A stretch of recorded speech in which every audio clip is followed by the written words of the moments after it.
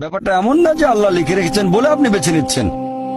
যেহেতু আপনি এটাই বেছে নেবেন, তাই আল্লাহ আগে লিখে রেখেছেন। এখানে পছন্দ আপনার, তবে আল্লাহ আপনার পছন্দ জানেন। যেমন ধরেন একটা রাস্তার মোড়ে আসলেন, সামনে 5টা রাস্তা, রোড নাম্বার 1, 2, 3, 4, 5। এখানে পছন্দ আপনার, বেছে নিতে পারেন রোড নাম্বার 1, 2, 3, 4, 5। আপনি গেলেন রোড 2-এ। এটা আগে থেকেই লেখা আছে আপনার নিয়তিতে যে আপনি যাবেন 2 নম্বর রোডে। ব্যাপারটা এমন না যে আল্লাহ লিখেছেন বলে আপনি করছেন। যেহেতু আপনি এটাই বেছে নেবেন, তাই আল্লাহ আগে লিখে রেখেছেন। তাহলে পছন্দ আপনার। আপনি চাইলে টাকা উপার্জন করতে পারেন ভালো কাজের মাধ্যমে, হালাল উপায়ে, অথবা পারেন চুরি করে হারাম উপায়ে। পছন্দ আপনার।